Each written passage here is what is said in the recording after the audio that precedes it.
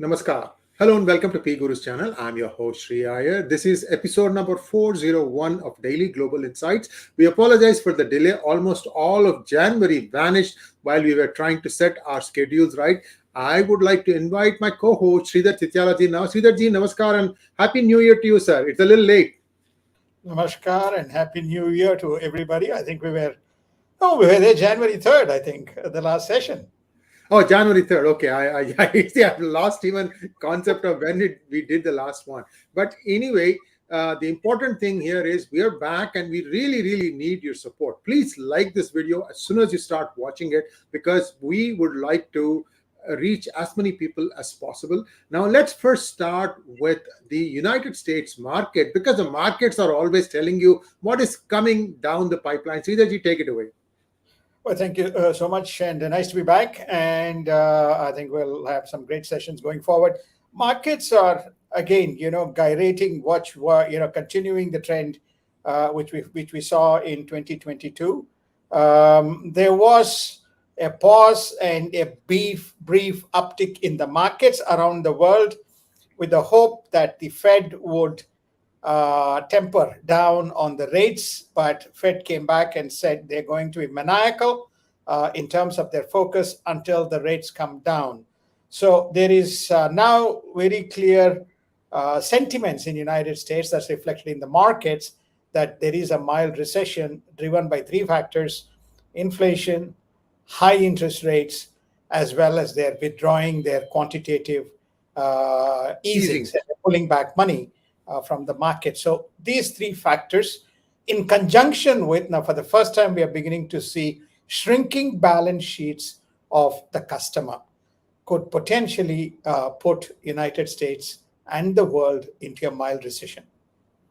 Sridharji, I'm also seeing a shift away from stocks into bonds. What does that signify, sir?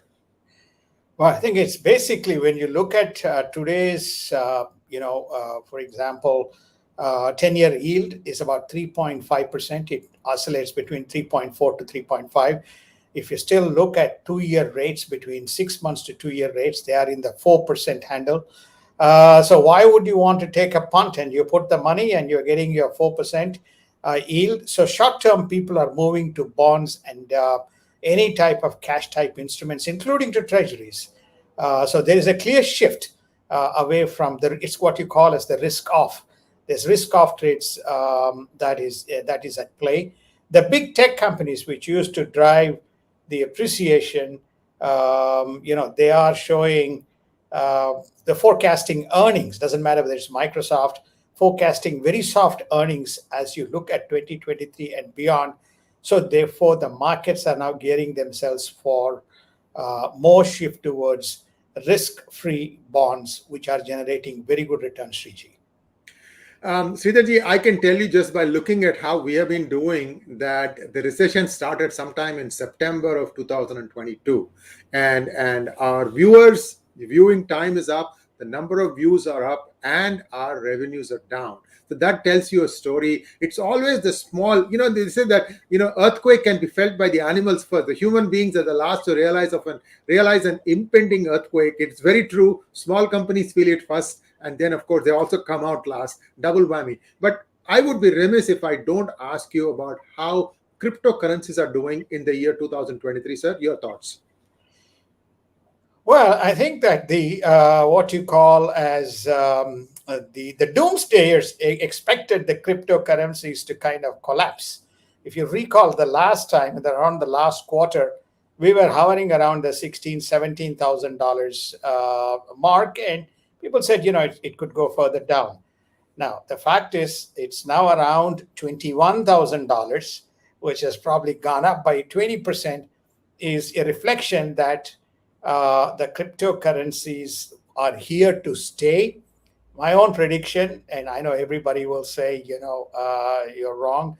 The second half of 2023, we may see even further uptick going Bitcoin, especially going up to 30,000. If you carefully listen post the FTX, even the congressmen came out and said, we cannot stop innovation. Crypto is not the problem with crypto. It is the corrupt and the crooked who are abusing the system which is creating the problem. So it is here to stay. And we gave a framework. It's an alternate asset class. There is 3% holdings always diverted towards the alternate asset class. Thank you so much, sir. You actually answered my next question. So let's move on to something that perhaps many of you are not aware of, but if you are living in the United States, you are probably feeling it firsthand. I'll explain my personal experiences, but first, Sridharji, crime in the United States has shot up. What is the surprise, sir? We've been telling this for about 18 months now. If you open the gates, don't even check the person has COVID, don't even check the person's ID and let anybody in. What do you expect, Sridharji? Well, I think I call it as the denial syndrome. Okay, so you deny that there is crime, and then you find that you are beginning to feel right into your neighborhood the crime being perpetuated. Then what happens? You begin to feel the pain. It was restricted to few cities. Now it is all across the country. Now, believe it or not, guys, the mayor of New York took the pain to go to the border and find out what exactly is happening, because Manhattan has got one of the highest kind of incidents of crime. I mean, there is random incidents. There's no rhyme or rhythm to kind of say what is kind of causing this. And then you have the defund police movement. Everybody kind of, pushed it under the belt. So when you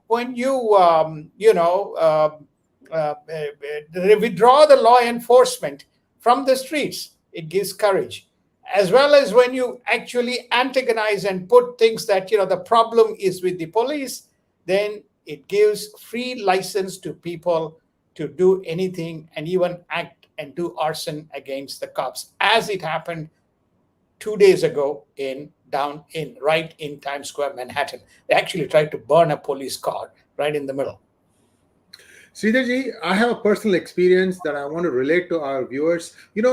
Anyone who talks about Silicon Valley, their dream is to get a house in a place called Cupertino. Because for the longest time, the school district there was the most affordable, one of the most competitive, and the place where, if you get your child in and the child starts doing well, their future is set. Just 3-4 days ago, in a very important shopping complex, what was witnessed was a gang of hoodlums had iron crowbars and other stuff. They started systematically smashing car windows to get in and steal whatever they could lay their hands on. It went on for 10 to 15 minutes. No police came. Now, a person who watched all these things started screaming, "Wait, what are you doing?" And then they forced her to pull down her window and stole her purse and other belongings. Also, somebody has actually noted down the license plate number of the persons the car where they were traveling. So far, I have not heard any action. This is what happens when you defund police. The California police is really, really stretched, and all they say whenever something like this happens, but it is a parking lot with a lot of foot traffic, Sridharji, and this is something that is new. Now they are saying that there was another gang of people who have been doing this, and they have been caught. So what? So there is another gang and there'll be another gang, because you have really not checked what is coming through. And this Biden administration wants to still do away with Title 42, Sridharji. Well, I think, the two important lessons from here. One is, when law enforcement is considered a problem by a nation, then crime becomes an essential element of living in your daily life. Gallup poll in United States recorded 76% of Americans fear crime as the number one big threat that they face in 2023. Why? Because Sriji has given his experience. We experienced almost every day in Manhattan and in some other parts of United States where we travel to. For example, if you go to Washington, D.C., you see it. You go to Chicago, you see it. You go to Atlanta, you see it. I don't want to talk about San Francisco downtown or, Portland or Seattle. All these places you're beginning to see. The most second important point is that we are now letting into the country. This is a broad issue around the world. All types of people under the so-called humanitarian program, people are being let in, and there is no way by which this is a pure political agenda. And many of these people have significant criminal history, and they are going to pose a threat to the society. Um, Sridharji, we will, of course, we'll be covering this in more detail. And viewers, I can tell you, Sridharji lives right at where the creme de la creme of the world society lives in Manhattan. You can see the UN headquarters building from where he lives. Really nice upscale apartment and flats. And he's saying that he's witnessing the crimes left, right, and center. I mean, this is who's who's going to bell the cat? And one of the New York City area congresswoman thinks that she is headed for presidency, Sridharji. Well, well, he's in Queens, so therefore, so she's from Queens, and she says, "Hey, it's all these are because excesses committed by the police. As a result, crime has spurred up." See, she doesn't see crime as an opportunity that some people feel that is presented to them in terms of making either a quick buck or a quick score to settle with. As long as you don't accept these two, then you're going to continue to have these types of problems. Her view is it's the opposite. It's not these two, but it is actually the law enforcement excesses that is causing crime, Sriji, and that is why she's getting away with it. Sridharji, the sad part is that this person is the role model for a lot of the youth in America, the people that you and I don't normally, interact with, 15 to 25, and they, I don't know. I mean, there's some serious readjustment that needs to be done in this country. I don't know where it's going to come from. The Republican young leadership, I don't see really anything emerging. But anyway, I just want to express my concern. I know a lot of people, many aides to House congressmen, women, senators, perhaps, who knows, even the vice president's office and the president's office might be watching our video. So please understand that there is a real problem in Main Street America. Thank you very much, Sridharji. Let's move on to what is happening in Ukraine. I want to set the stage. Viewers, Leopard tanks, about 101 of them, and about 31 Abrams tanks from the United States are on their way to Ukraine to help them fight the Russian tanks. And what does Russia do? It has been pounding on Ukraine, and now the United States want to send them F-16. That's going through the rounds now, and Germany saying, no, we are not going to give. Sir, this unity of action is being challenged at every step of the way while Ukraine continues to get pulverized. Where do you see this thing headed, sir? Where do I see this headed? I think effectively what has happened is that what is that? They're also sending the Patriot missile system, if I'm correct, and they're supplying additional equipment. As you saw, the Abrams tanks and the Leopard tanks. They're going to also give them drones. So all this implies that the Ukrainian president has got a free hand to continue to prolong this meaningless war. It has no meaning. So therefore, they're going to be completely decimated by the time this is done. Why? Because Europe is not going to send men or machinery to fight this. They're not going to. Neither United States. All they're saying is, we will give you what you want in trickle feed, and then you decide how you want to fight with it. But in the meanwhile, people are suffering.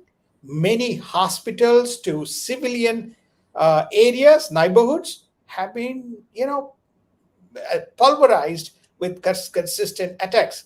Don't get me wrong. I mean, it's not like all bed of roses for Russia. I mean, Russia has now going to the extent of giving money and aid to any person who can blow up any of these tanks coming into Ukraine, supplied by the West. So therefore, we are moving towards an abyss, and there's no resolution to this. This could be like a war that has never ended, very similar to something that we have seen in Afghanistan.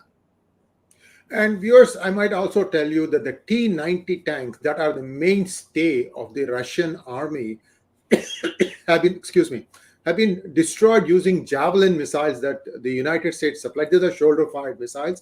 And India has a problem on its hands. It too has a lot of T-90s. I'm just trying to tell you what is coming down the pipeline. There are some of the challenges that India has if it should be confronted with a war-like situation. Let's move on to the next topic. Putin has said now that it is a war against NATO. He used to always say special operations when he was talking about invading Ukraine. We all saw that as an invasion. Sridharji, what does this entail? He says that the nuclear energy agreement will run out by 2026 and will not be renewed by Russia also.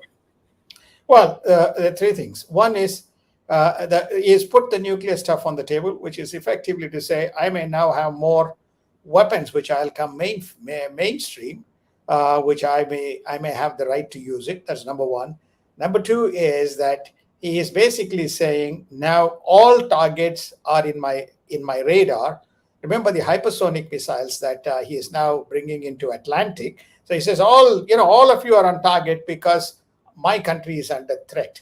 So from a confinement of a narrow operation to the perimeter of Ukraine is now extending the tentacles to all around.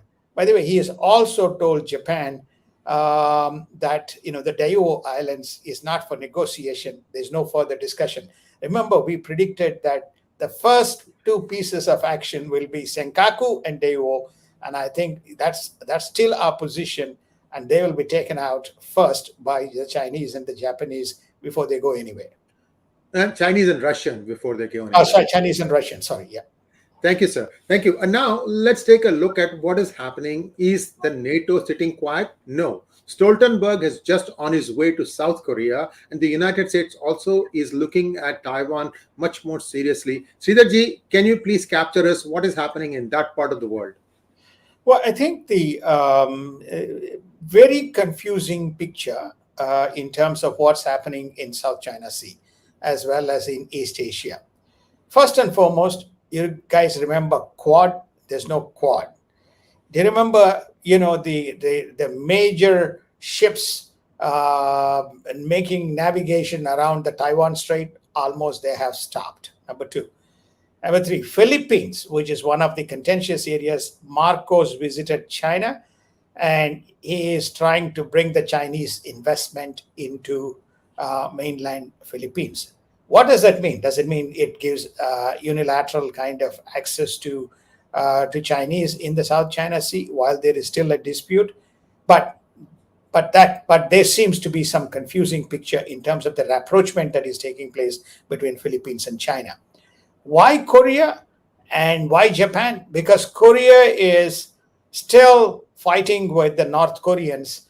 And why do these people, they believe that Korea, Japan is very critical to South China Sea and East Asia Sea in terms of any battle that is likely to emerge by a combination of Russia and China.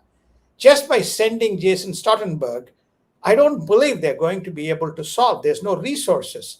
There's a very interesting press release that was put out by the United States, some senior general from United States, who said that Britain army is undernourished, undertrained, and is not capable of taking on any major war. Now, who is the person who is going to intervene when you come into South China Sea? It looks like either Japan and Korea have to raise their stakes and be the key anchor to defend East and South China Sea. And the only country which seems to be making preparations towards that objective is Japan, Sriji. So it's not in a good situation as far as combating China is concerned in South China Sea. It's just biding time. And while we are on the topic of military preparedness, I read an article about 4 weeks ago where they said that, when army recruits youth, like they're 16 to I think 20 or something like that, they start at the lowest level. These are the foot soldiers, if you will, in the United States. Now they go into a basic training camp, after which many will get, disqualified. Only the fittest will survive. Now, what is happening, I heard, is that before you go into the training camp, they need to spend another 2 to 3 weeks losing weight. Everyone, people are saying, are overweight. This is thanks to our fast food culture. And this is United States. This is the most professionally trained force that people always talk about, and this is the state of affairs right now in the United States. So there's much to ponder here. There's a lot of stuff happening, and we really have to wait and see what happens next. Now, Sridharji, nearly 300,000 illegals may have slipped past the security at the border and slipped into the country with a high security risk to the nation. Now, we know the numbers around 1.5 million between 2021, say whatever, first week of January up until probably the end of the year. 2022, I don't have the numbers. We'll hopefully give you the numbers in our next episode or so. But this 300,000 number, what is the significance, sir? The significance is that I think, Sriji, what you're referring to is the number of attempts and some of the people who were formally allowed into the country through various programs. 600,000 people illegally slipped through the borders without knowing their whereabouts. We don't know their whereabouts. 2023, this is the definition of 2023, is from October to as a date, 300,000. So we have 900,000 people untraceable in terms of where and how they are located right now. And usually when you have the program that Sriji is referring to, that you find that there is some mechanism by which they can be tracked. But these 900,000 people, 300 to 600, there is no mechanism. It's just an estimate based on what they are seeing. So it's a really a problematic situation. And this is the other thing that Sriji pointed out, why we are seeing tremendous amount of crimes, because easy. See, if you are in the United States, large houses, many of them have no kind of barriers and compound walls. Even some of our temples, two of the temples have been attacked, and they know what they need, looking for inside these temples. They go straight to the hundi, they pick up the hundi and wheel it out. And if they can find any kind of precious things that is around, they pick it up. Why? Because it's easy target. So there was a self-deterrence law in United States, but when you have all these illegals coming in, and when there is a freedom to act as is professed by the politicians within the country, this is the outcome, Sriji, that we are going to be facing. Yes, and Sridharji, one specialist says that China will invade Taiwan in 2025, and everything points to preparations in that direction. Do you think that before that they will nibble some of these islands, kind of establish some sort of a thing, saying this is our procedure? They'll tweak all their wrinkles out of the system before they do this big step, sir? It'll be like a blinker. It'll happen, and there's nothing to stop it, Sriji. Russia is well advanced on the northern side, and in Senkaku is just few miles away from the southern part of Japan. So you can take it almost that's done, and won't be noticed. Now, the reason why this general makes 2024 is the US elections, and 2024 is also the Taiwan elections. When there is a lot of polarization even in Taiwan, which we covered, if you recall, and there is also polarization in the United States. Using the cloud of uncertainty and chaos caused by these two elections, he believes that based on the preparations that they see, that it is almost inevitable that 2025 is the date set for the invasion of Taiwan. Viewers, also there is a travel advisory by United States for people traveling to Turkey, saying that there could be a terrorist attack in Turkey. See, what happens in some of these countries, and I don't think it has happened yet in Turkey, but I think US is predicting that, is that when you travel, they almost invariably target those hotels where the tourists visit with maximum impact, because that gets picked up all around the world, and that feeling of helplessness sets in. And this is what is now being told by United States. Sridharji, is there any specific intelligence? We do know that Saudi Arabia and UAE have more or less exported Wahhabism to Turkey, which seems to be eager to embrace that. Perhaps there was a quid pro quo, some money was given. I have no idea. But what is this new threat, sir? So I think the new threat, strangely, is emanating because both Sweden and Finland, if you recall, Yes.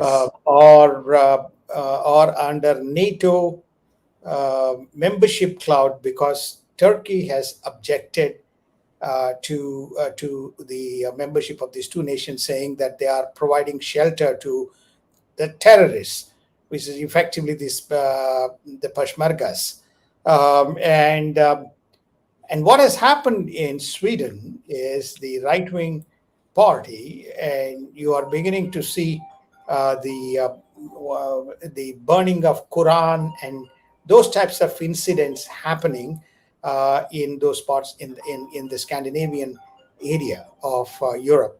So what you are going to witness as a consequence is this is what the US fears. The easy attack is going to be directed. There was a protest in the US embassy, and US embassy has issued a warning. Synagogues, churches, and other types of areas are going to be targets for potential attack. Hence, people to be exercising caution when they are in this part of the world. Thank you very much, Sridharji. And I wanted to add to what you just said, sir. You know, there is a saying in Telugu, Minga metuku ledu, misalaku sampangi nune. That means you don't have a grain of rice to eat, but you still want to put scented oil on your mustache. There was a procession of 50,000 people in one city in Pakistan protesting the burning of Quran. So this is where this, religion, its fanaticism has spread. And I just leave it to our folks to decipher what I just said. It's very, very sad. The world has a long ways to go before they realize the danger they have put themselves in, especially the Western European nations. And now we are hoping that United States wakes up, smells the coffee, strong coffee, and acts on this. Thank you very much, Sridharji. If you'd like to add something on that, please do so, and then we can wrap it up. On two things. One is Sriji has talked about the illegal numbers. We will give you the illegal numbers for 2022 for the full year, and 23 as the attempted crossings is what Sriji is referring to. We'll give those numbers. The second is that this is the overarching headline. The world has no leadership. There's no leadership in the world to unify and take the fight. We live in a fragmented world, and we will cover this in the next DGI. This whole thing that is going on in the United States, it's like every president, there's no exception, seems to be taking secret classified documents to their homes and hiding. Doesn't matter whether it is Obama, whether it is Trump, whether it is Biden, etc. So why are they taking these documents and hiding? Is coming out. So if US president is doing this and he has to hide under the coattails, then where's the leadership coming from? There is no leadership in the world. There seems to be only one, which is, at least from that perspective, there's only three. One, Vladimir Putin in Russia, Xi Jinping in China, and Prime Minister Modi in India. There seems to be only three leaders trying to kind of bring some order in their own way to the chaos. This is the central problem that we face in the world. This is the message from DGI. There is no global leadership, and hence we have chaos. Yes, indeed. And viewers, we will touch upon the Iran conflict in our next episode. And what you just said brought another phrase in Hindi to my mind, sir, about this classified documents. Hum kare to chamatkar, tum karo to balatkar. Those of you who don't understand Hindi, ask your friends who can speak Hindi what that means. Thank you once again, Sridharji. And please, viewers, like, share, and subscribe to our channel. Don't forget to click on the bell button for notifications. We'll be back on Wednesday, same time, DGI 402. Namaskar. Namaskar. Thank you so much, and wonderful to be back.